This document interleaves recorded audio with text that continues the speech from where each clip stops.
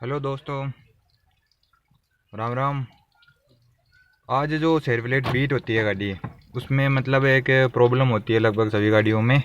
जैसे कि मतलब अब जो हमारे पास जो बीट है, ठीक है, अब ये बिल्कुल सही कंडीशन में, लेकिन इसमें एक प्रॉब्लम थी। ठीक, जैसे ये स्विच चाबी वगैरह लगा रखी है मैंने, और मेरा नाम रविंदर सिंह है। अब स्टार्ट करते हैं, हम स्विच लगाते हैं गाड़ी का। ये स्विच लगा जाए, ठीक है। इसमें जो कोई ये बत्ती आ रही है, 1 2 3 यहाँ पे आई थी ना।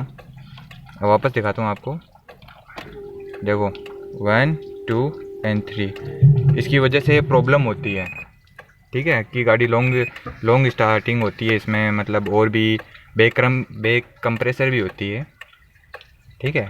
इसके मतलब इससे आप सोचते हो कि इंजन डाउन वगैरह हो गया है, ऐसा कुछ है, तो ऐसा कुछ भी नहीं है।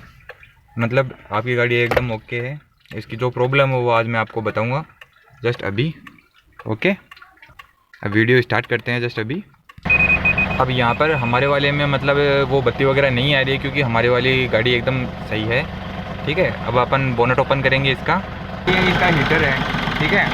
अभी हीटर में मतलब सप्लाई एकदम सही नहीं हो रही थी, पहले तो इसको सही चेक किया, ठीक है।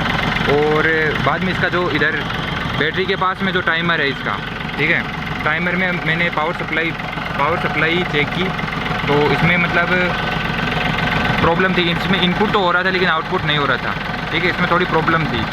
और गाड़ी की वायरिंग चेक करवाई, ठीक है। ये दो चीज़ें हैं, ये दो ही चीज़ें हैं जो इसमें प्रॉब्लम है। तो गाड़ी बैक कंप्रेसर इसलिए होती है कि मतलब एक डीजल पाइप होती है, ठीक है, उसमें लीक होता है थोड़ा माइनर भी, तो इसलिए बैक कंप्रेसर हो जाती है गाड़ी। और बाकी का एकदम सही रहता है सारा का।